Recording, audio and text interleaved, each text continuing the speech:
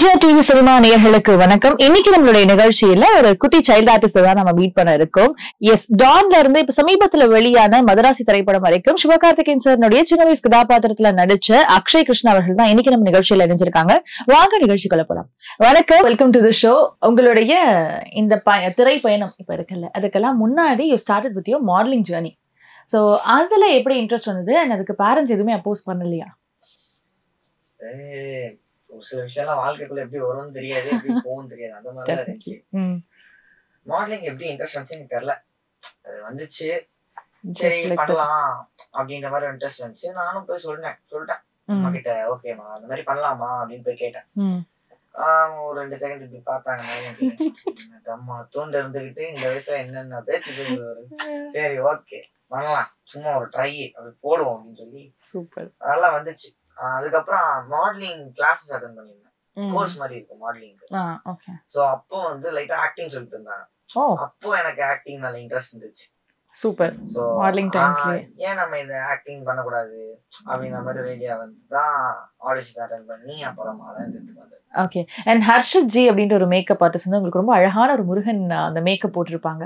C being acting in ஒரு add அதெல்லாம் வித்தியாசமா இருக்கும். பட் இந்த மாதிரி போசஸோ அல்லது இந்த மாதிரி மேக்கப் ஆர்டிஸ்ட் ஒர்க் பண்றது கம்ப்ளீட்லி டிஃப்ரெண்டா இருக்கும். அண்ட் அது அவ்வளோ பெரிய மேக்கப் எவ்வளவு நேரம் எடுத்துச்சு அண்ட் எப்படி அந்த ப்ராசஸ் இருந்தது? 2.5 to 3 hours கிட்ட ஒரே இடத்துல உட்காரணும். அவர் சொன்ன விஷயம் என்னன்னா, இந்த இடத்துக்குள்ள நீங்க வந்துட்டீங்கன்னா you are just a mere soul. நீங்க ஒரு பியூரான ஒரு சோலா தான் இங்க வரணும். ஒரு மனிதனா வந்தீங்கன்னா நிறைய இருக்கும், ஜெலசி, ஹேட், இது எல்லாத்தையும் சொல்றாரு. இது எல்லாமே இருந்து இந்த இடத்துக்குள்ள வர்றது வந்து மேக்ஸ் திஸ் பிளேஸ் அன்பியூர். நீங்க வர்ற போது ஒரு சோலா வருவீங்க, எல்லாத்தையுமே கடவுளா பார்க்கணும் அப்படின்ற மாதிரி சொன்னது. ஸோ நல்ல எக்ஸ்பீரியன்ஸ் அவர் கூட ஒர்க் பண்றது. அண்ட் ஆப்வியஸா ஒரு ஹோல் டே அந்த ஒரு ஹெவி மேக்கப் அண்ட் நிக்க வச்சு அந்த போசஸ் எல்லாம் எடுத்து, so it was nice. And மேக்கப்மே சூப்பரா போட்டிருந்தாங்க, ஸோ நல்லா இருந்துச்சு. அதை பார்த்து எல்லாருக்குமே அது குட்டி முருகன் மாதிரி தான் நீங்க கண்டிப்பா தெரிஞ்சிருப்பீங்க, அவ்வளோ ரியலிஸ்டிக்கா இருந்து. And being into an add films இதுலலாம் நடிக்கிறதுக்கும் படங்கள்ல நடிக்கிறதுக்கும் இருக்கிற வித்தியாசமா நீங்க என்ன ஃபீல் பண்ணிருந்தீங்க? படம் வந்து ஆட் அந்த மாதிரிலாம் பண்ணிக்க முடியாது. நம்ம படம்ங்கிறது வந்து ஒரு சீக்வன்ஸ் மாதிரி வரும். ஆட்லயுமே இப்ப நிறைய சீக்வன்ஸ் இருக்கு, ஷார்ட் சீக்வன்ஸ். ஆட்ல எப்படின்னு பாத்தீங்கன்னா ஓவர் ரியாக்ஷன் பண்ணுவாங்க. இது வந்து லைக் நான் தப்பா எதுவும் சொல்லல, லைக் அப்ப ப்ராடா தெரியணும்ன்றதுக்காக. நார்மலா வந்து படத்துல ஏதாவது விளம்பரம் பண்றாங்க அப்படின்னு வச்சுக்கிட்டோங்களேன், அவங்க எப்படி காமிப்பாங்கன்னா எதர்ச்சியா காமிப்பாங்க. ஒரு ஆப்பிள் போனை விளம்பரம் பண்றாங்கன்னா ஹீரோ ஆப்பிள் போனை பேசுற மாதிரி இந்த கேமரா சைட்ல இருந்து காமிப்பாங்க. சோ விளம்பரம் அப்படி படுத்தலாம். இதுல வந்து இப்ப நடிக்கிறவங்க எல்லாம் பாத்தீங்கன்னா ஓவர் ரியாக்ஷன் பண்ண மாட்டாங்க படத்துல. அந்த கேரக்டருக்கு என்னென்ன சட்டிலா வேணுமோ அதை பண்ணுவாங்க. ஆட்ல வந்து நீங்க ஒரு எண்ணெய் பாட்டில காமிக்கணும்னாலே அப்படி பண்ண மாதிரி. சோ அது வந்து அந்த அவங்க அந்த சின்ன பசங்க, அந்த அடல்ட், பெரியவங்க, அவங்களெல்லாம் கவரணும் அப்படின்றதுக்காக அவங்க அதை எக்ஸ்பிரஸ் பண்ணுவாங்க. சோ ஆட் வந்து இட்ஸ் லைக் ஒரு டைப் ஆஃப் ஓவர் ஆக்டிங் மாதிரி. சோ படம் வந்து ஒரு சட்டிலான ஆக்டிங், அந்த கேரக்டருக்கு என்ன வேணுமோ அது மட்டும் தான் பண்ணும். சோ இதுதான் டிஃபரன்ஸ். அண்ட் நீங்க மாடலிங்காக பயிற்சிகள்லாம் எடுத்துக்கிட்டீங்க. So when it comes to acting அதுக்குமே வந்து பயிற்சிகள் தேவைப்படும். ஏன்னா தொடர்ந்து இந்த ஜேர்னில இருக்க போறோம்னு ஒரு முடிவு எடுத்து அதுக்கான ஸ்கில்ஸை நம்ம டெவலப் பண்ணிக்கணும். ஸோ இன்டூ ஆக்டிங் வரும்போது என்னென்ன ஸ்கில்ஸ் எல்லாம் உங்களை டெவலப் பண்ணிக்கணும்னு நீங்க நினைச்சீங்க? சிலம்பம் பண்ண கத்துக்கிட்டேன், டான்ஸ் கத்துக்கிட்டேன், அண்ட் கொஞ்சம் ஸ்விம்மிங்கும் தெரியும். ஹார்ஸ் ரைடிங் இனிமே தான் கத்துக்கணும். அண்ட் இந்த martial arts like taekwondo and karate இதெல்லாமே வந்து சின்ன வயசுல கொஞ்சம் எக்ஸ்பீரியன்சஸ் இருக்கு. Sports, football, cricket, basketball ஆட தெரியும். அண்ட் பேட்மிண்டனும் ஆடுவேன். டென்னிஸ் கத்துக்கிட்டு இருக்கேன். இன்னும் டேபிள் டென்னிஸ் மட்டும் கத்துக்கணும். இவ்வளோ skills all together, nice. So இப்போ ஒரு நடிப்பு சொல்லி கொடுக்குறாங்க அப்படின்றப்போ நம்ம எல்லாரும் முன்னாடி நடிக்கிறதுக்கு ஒரு ஷை ஃபீலிங் இருக்கும். நம்ம என்னதான் வந்துட்டு ஒரு இடத்துக்கு பே பண்ணி போய் கத்துக்கிறோம் அப்படின்னாலும் நம்மளோட இன்னர் செல்ஃப் வந்து அலோவ் பண்ணணும். ஸோ அது எப்படி உங்களுக்கு ஸ்ட்ரகிளிங்கா இருந்ததா இல்லை ரொம்ப ஈஸியா இருந்ததா? நம்ம ஃபர்ஸ்ட் போனப்ப நம்ம சின்ன குழந்தை, ஸோ பெருசா எதுவும் தெரியாது, நம்ம ஜாலியா கொண்டு போயிடும். எத்தனை வயசுல you join there? 4th standard. So ஒரு 8 years must be. So அந்த ஏஜ்ல தான் ஜாயின் பண்ணேன். So அப்ப வந்து தெரியல எனக்கு பெருசா. தெரியும், சும்மா பாத்துட்டு போறாங்க, நம்ம நடிக்க வந்தா நம்ம நடிச்சுட்டு போறோம். ஒரு அந்த டீனேஜ் அது வர்றப்பதான் வந்து இட் வாஸ் லைக் அப்பதான் எனக்கு ஸ்ட்ரைக் அவுட் ஆச்சு. நம்ம கொஞ்சம் கான்சியஸா இருக்கணும் அப்படின்னு. பட் செட்ல வந்து ஷை அப்படின்றது வந்து நீங்க வந்து ஒரு லார்ஜ் நம்பர் ஆஃப் பீப்புள் முன்னாடி நடிக்கிறப்பதான் அது வரும். நீங்க செட்லயே பாத்தீங்கன்னா அங்கேயும் லார்ஜ் நம்பர் ஆஃப் பீப்புள் இருப்பாங்க, ஆனா they were all engaged in different work. ஒருத்தர் கேமராவை பார்த்துப்பாரு, ஒருத்தர் லைட் பார்த்துப்பாரு, ஒருத்தர் அந்த லைட்டிங் கரெக்டா செக் பண்ணிப்பாரு. யாரும் நம்மள உன்னிப்பா கவனிக்கிறது டைரக்டர் மட்டும் தான். முருகதாசரும் அங்க பின்னாடி உட்காந்துட்டு இருப்பாரு. சோ அதனால ஷைனஸ் இருக்கதான் செய்யும், பட் அது நம்ம ஒர்க் பண்ண அது தானா போகும். சூப்பர். அண்ட் உங்களோட ஃபர்ஸ்ட் படமே வந்துட்டு டான் அமைஞ்சது. அதாவது பெரிய ஹீரோக்கு ஒரு சின்ன வயசு கதாபாத்திரத்துல நடிக்கிறதுக்கான அந்த வாய்ப்பு எப்படி கிடைச்சது, அந்த எக்ஸ்பீரியன்ஸ் எப்படி இருந்து போடுவாங்க? டான் வாய்ப்பு வந்து நான் ஆடிஷன் அட்டெண்ட் பண்ணியிருந்தேன். Okay. 3 stages of audition. 3 even 4 கூட இருக்கும். ஃபர்ஸ்ட் டைம் வந்தப்ப ஒரு பெர்ஃபார்மன்ஸ் பண்ண சொல்லியிருந்தாங்க, பண்ணேன். அதுல செலக்ட் ஆயிட்டு ரெண்டாவது இந்த சீன் அத வந்து பண்ண வச்சாங்க. அதையும் பண்ணி முடிச்சு 3வது வாட்டியும் வர வச்சு I did the same scene. Okay. 4th time வர வச்சு கலர் செக் பண்ணாங்க, அந்த டல் பண்ணி. இந்த 4 ஸ்டேஜஸ் கிட்ட தாண்டி தான் வந்து நம்ம டான் படத்துக்குள்ளே வந்து. சோ அதுதான் சினிமா இண்டஸ்ட்ரியில ஃபர்ஸ்ட் படமே டான் அப்படின்றப்போ அதுவும் ஒரு நல்ல சூப்பரான ஹிட்டான படம். கரெக்ட். சோ நல்லா இருந்தது.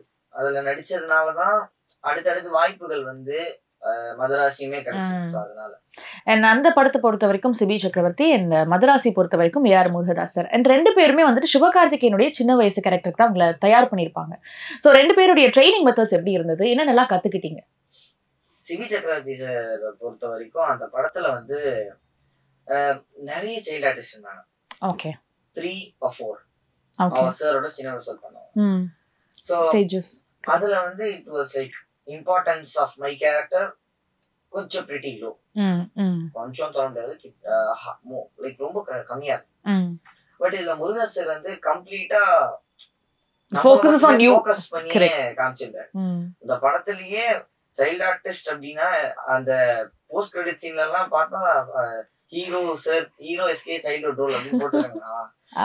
ஓகே, ஒரு பட்டர்ஃப்ளைஸா இருக்குது, ஒரு ப்ரௌட்னஸ் வந்துச்சு. ஆப்வியஸா சிபி சக்கரவர்த்தி சார் கூட அவ்வளவா எனக்கு கத்துக்கிற வாய்ப்பு கிடைக்கல. பட் ஆனா முருகதாஸ் சார் வந்து நான் நிறைய கத்துக்கிட்டேன். Okay. Perfection of a scene, acting perfection ஒன்று இருக்கு. நீங்க ஒரு சீன் பண்றீங்கன்னா அந்த சீனுக்கு எப்பவுமே 100% ஆகும். நீங்க ஒரு 60% 50% கொடுத்தீங்கன்னா வேல்யூவே இருக்காது நீங்க நடிக்கிறதுக்கு. சோ அதுதான் முருகதாஸ் சார் நம்மள நம்பி எடுத்திருக்கிறாரு. அவருக்கு நமக்கு இதான் அவருக்கு வேணும்னா அதை நம்ம கொடுத்துட்டு போலாமே. எதுக்கு அவர் அந்த ஆர்கியூ பண்ணி இல்ல நான் இதுதான் பண்ணுவேன், தட் இஸ் வேஸ்ட். சோ அதனால அந்த பெர்ஃபெக்ஷன் ஒண்ணு இருக்கும் ஆக்டிங்ல. ஒரு அந்த பெர்ஃபெக்ஷன் சின்னதா தட்டுப்பட்டா கூட அந்த சீனே மாறிடும். இப்போ அந்த கத்துற சீனே கூட பாருங்க, அந்த கத்துற சீன்ல கொஞ்சம் அந்த ரியாக்ஷன் லோ ஆயிடுச்சுன்னா அது ஒரு மாதிரி டல் ஆயிடும், அப்படி இருக்கும்.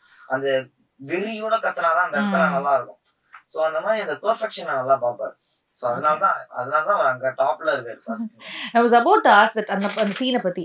நம்ம நடிக்கும் பொழுது கொஞ்சம் கம்மி நடிச்சா கூட டப்பிங்ல மேட்ச் பண்ணிடலாம் அப்படின்னு சில பேர் சொல்லுவாங்க. பட் உங்களோட சீன் பொறுத்த வரைக்கும் அது ரொம்ப விகரஸா, ரொம்ப ஒரு க்ளோஸ் ஷாட் வேற வச்சிருப்பாங்க. சோ உனக்கு நடிக்கும் பொழுது எப்படி இருந்தது, டப்பிங் டைம்ல உங்களுக்கு எப்படி இருந்தது? நடிக்கிறப்ப என் பாயிண்ட் ஆஃப் வியூல தான் எல்லாரையும் பார்த்தேன். ஓகே. அவங்க பாயிண்ட் ஆஃப் வியூல என்ன பாக்குறப்ப நல்லா இருந்தது. நான் டப்பிங் பண்றப்ப ஆக்சுவலி வந்து லாட் மோர் சீன்ஸ் இருந்துச்சு.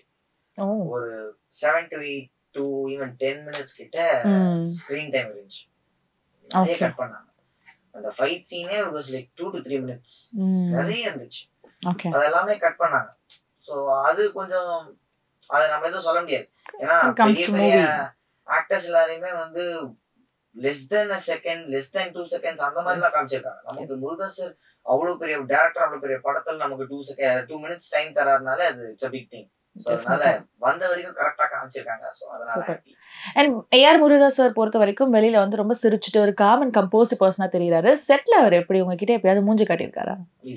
இல்லையா? பட் ஓவராலா செட்ல வந்துட்டு முருகதாஸ் சார் எப்படி? அவர் வந்து எப்படி சொல்றது, சார் வந்து நீங்க சொன்ன மாதிரிதான் ஜாலி, ஆல்வேஸ் காம். பட் ஆனா ஒன் சிங்கிள் திங், அவருக்கு ஈஸியா கோவம் வராது, வந்துச்சுன்னா போகாது. அந்த மாதிரிதான். So okay. அவர் கோவப்பட்ட ஒரு சில சம்பவங்கள்லாம் நான் கேள்விப்பட்டிருக்கேன். நான் நேர்ல பார்த்தது இல்லை. அவர் என்கிட்ட எப்பவுமே ஜாலியா தான் பேசுவாரு.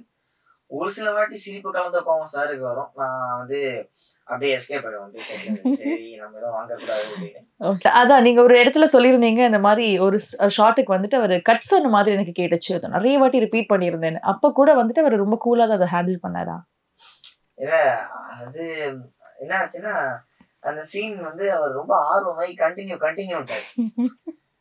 நமக்கு இந்த மைக்கில் எப்படி கேட்கும் தெரியுமே. கட்டுன்னு கேட்ட மாதிரி எனக்கு கேட்டுச்சு. சரி ஃபர்ஸ்ட் வாட்டி விட்டேன். சரி பரவாயில்ல சார் எதுவும் கேட்கல. ஓகே தப்பிச்சாச்சு. செகண்ட் வாட்டி ஓகே தப்பிச்சாச்சு. தேர்ட் வாட்டி தப்பிச்சாச்சு. ஃபோர்த் வாட்டியும் தப்பிச்சாச்சு. ஃபிஃப்த் வாட்டி சார் மைக்க பிடிச்சி நான் எதுவும் சொல்ல மாட்டேன், நீ ஏடி பேச்ச கேட்டு பண்ணிக்கோ, நான் எதுவும் சொல்ல மாட்டேன் அப்படின்னு சொல்லி மைக்க வச்சிட்டாரு. இந்த மாதிரி ஹிலாரியஸ் சம்பவங்கள் நிறைய நடந்தது. நைஸ். அண்ட் 2 படத்துலயுமே வந்துட்டு சிவகார்த்திகேயன் சாருடைய சின்ன வயசு கதாபாத்திரம் நடிச்சிருக்கீங்க. ஈவன் தோ சீக்வன்ஸ் உங்களுக்கு சேர்ந்து அமையலனாலும் நீங்க அவருடைய கதாபாத்திரம் நடிச்சிருக்கீங்க. கண்டிப்பா சார் படம் பார்த்திருப்பாரு. எங்கேயாவது உங்களை பார்த்து ரெகக்னைஸ் பண்ணாரா? இல்ல நல்லா நடிச்சிருக்க தம்பி அப்படி ஏதாவது சொல்லியிருந்தாரா? மதராசியில எஸ்கே நான் படம் பார்த்துட்டு என்கிட்ட சொல்லல, ஏடிஸ் கேட்டு தம்பி பையன் நல்லா நடிச்சிருக்கான் அப்படின்ற மாதிரி சொல்லியிருக்காரு அப்படின்னு சொன்னாங்க. ஆப்வியஸா ஒரு இவ்வளவு நியூ ஜெனரேஷனுடைய புதிய தலைமுறையுடைய ஒரு ஆக்டிங் கேரி பண்ணிட்டு வரக்கூடிய ஒருத்தர் நம்மளை பார்த்து இப்படி சொல்றப்ப நமக்கு வந்து ரொம்ப பெருமையா இருக்கும். அண்ட் அந்த கேரக்டருக்காக நிறைய அப்ரிசியேஷன் கிடைச்சது. ஏன்னா ஒரு படம் பாக்குறப்ப வந்து ஒரு சைல்ட் ஆர்டிஸ்ட் அப்படின்ற ஒருத்தங்களால இப்படியும் நடிக்க முடியும் அப்படின்ற மாதிரி இருக்கும். இட்ஸ் அவ்வளவா பெருசா யாரும் பண்ணதில்லை இந்த மாதிரி ஒரு சைக்கோபத்தட்டிக் கேரக்டர். நிறைய கத்தி அந்த அக்ரெஷனை யாருமே குழந்தைங்க காமிக்க மாட்டாங்க. குழந்தைங்களை எப்பவுமே கியூட்டா அழகா காமிக்கணும்னு பார்ப்பாங்க. அத அந்த ஒரு டிஃபரெண்ட் நோஷன்ல முருகதாசர் யோசிச்சு அதை பாத்தீங்களா? அந்த பெரிய வயசு கதாபாத்திரத்துக்கு என்ன இம்பாக்ட் இருக்குமோ அது அப்படியே சின்ன வயசு கதாபாத்திரத்துல கொடுத்திருந்தாரு இல்லையா? And how about working in Kantara? காந்தாரால ஒரு சின்ன சீக்வன்ஸ்ல you been played or like work together. Kantara வந்து ஒரு சின்ன ரோல் அப்படின்னு சொல்லலாம். பட் யூ மெட் ரிஷப் ஷெட்டி சார் அவர்கள் வேற. So how it feels? வேற இடத்துல பார்த்தேன் இன்னொரு வாட்டி. அவரை வந்து was like I met him in another ad shootல பார்த்தேன். அந்த போட்டோ தான் அது. காந்தாரா செட்ல நான் பெருசா போட்டோஸ் எடுக்கல. ஆனா ரிஷப் செட்டி சார் வந்து சூப்பர். அவர் நிஜமாலே வந்து வேற லெவல். அவர் வந்து அந்த ஆட்டிட்யூட் என்ன ஆச்சுன்னா I wanted to take a pic with him. Okay. செட்ல மத்த எல்லாரும் கூட ஃபன் பண்ணிட்டு இருந்தேன். ரிஷப் செட்டி சார் வந்து வந்தாரு. வந்துட்டு அந்த ஆட் வந்து எடுத்து முடிச்சிட்டாங்க. இட்ஸ் லைக் எங்களுக்கு வந்து அந்த 3 ஷெட்யூல்ஸா டிவைட் ஆயிடுச்சு. Okay. First schedule, second schedule, third schedule. 3 ஷெட்யூலுமே ரிஷப் செட்டி சார் இருக்காரு. ஃபர்ஸ்ட் ஷெட்யூல்ல தான் நான் இருக்கேன். சோ ஃபர்ஸ்ட் ஆடு ஃப்ரெஷ்ஷா வராரு. ஓகே போட்டோ எடுத்துடலாம் அப்படின்னு சொல்லி முக்கிய வச்சு அங்கே சார் ஒரு ஓகே அப்படியே எடுத்துட்டு போனதான். ஸோ எல்லாமே ஒரு nice memories. Also an emotional support for me. ஒரு எமோஷனல் சப்போர்ட் ஆகட்டும், ஸ்டடீஸ்ல எனக்கு சப்போர்ட் பண்றதாகட்டும், ஸ்கூல்ல எனக்கு லீவ் தரதுல சப்போர்ட் பண்றதாகட்டும், ஸோ அதெல்லாம் நிறைய உதவிகள் செஞ்சிருக்காங்க. பரவாயில்ல. Blessed to have these kind of guys. Super. இன்னும் நிறைய படங்கள் வருது. So we are not supposed to reveal that now. But ஆனா இன்னும் நிறைய படங்கள் வருது, காத்துக்கிட்டே இருக்கு. சூப்பர். ஒரு சின்ன பேட்டர்ன் செட் ஆயிடுச்சு நம்ம தமிழ் சினிமால. வந்து சின்ன வயசுனாலே 2 கேட்டகரி தான், ரொமான்ஸ், ஃபன்னு. இது 2 மட்டும் தான் இருக்கு. இப்போ முருகதாசர் பண்ணாரு பாத்தீங்களா த்ரில்லர், அந்த மாதிரி நிறைய பேர் பண்ணல. அதுதான் சொல்ல வரேன், நிறைய பேர் பண்ணல. அண்ட் நம்ம முகமும் நம்ம வாய்ஸும் நம்மளோட ஐடென்டிட்டி அதை எப்பவுமே விட்டு கொடுக்க கூடாது. ஸோ டப்பிங் பண்றப்ப இட்ஸ் லைக் நான் என் வாய்ஸ்ல பேசினாதான் என்ன பாக்குற மாதிரி இருக்கும்.